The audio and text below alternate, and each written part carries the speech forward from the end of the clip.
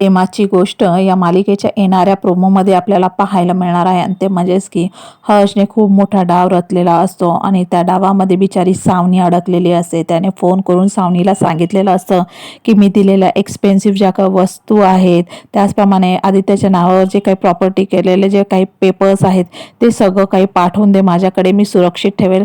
लग्नाच्या गडबडीमध्ये कुठे हरवलं वगैरे तर प्रॉब्लेम नको व्हायला, असं गोड बोलत असतो। सावनी त्याच्या बोलण्यामध्ये आलेली असते आणि तिने खरोखर सगळं सामान त्याच्याकडे पाठवून दिलेलं असतं।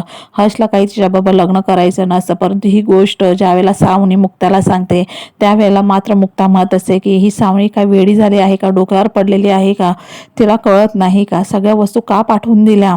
त्यावेळेला ती तिला क्वेश्चन देखील करत असते। ती म्हणते की हो ना, हर्ष किती हुशार आहे, त्या वस्तू इकडे तिकडे होऊ नयेत म्हणूनच त्याने हे सगळं केलं, त्याला माझी किती काळजी आहे। इथे मुक्ता म्हणत असते की अगं तुला काय सांगू आता, त्याला तुझ्याबरोबर लग्न तर करायचंच नाही आहे, परंतु त्याने दिलेले महागड्या वस्तू आहेत त्या देखील त्याने स्वतःकडे घेतलेल्या आहेत। सावनी म्हणते अगं प्रॉपर्टीचे पेपर सुद्धा मी पाठवून दिले। त्यावेळेला मुक्ता तर आता म्हणत असते की काय बोलू आता हिला, ही एवढी कशी वेडी असू शकते। अशा पद्धतीने ती मात्र डोक्याला हात मारूनच बसलेली असते। ती म्हणते की हर्षने जे करायचं ते करून घेतलेलं आहे। त्यानंतर मग हर्ष मिहिकाला कॉल करत असतो आणि तो म्हणत असतो की माझ्या हनुमानची रूम तू डेकोरेट करायची आहे।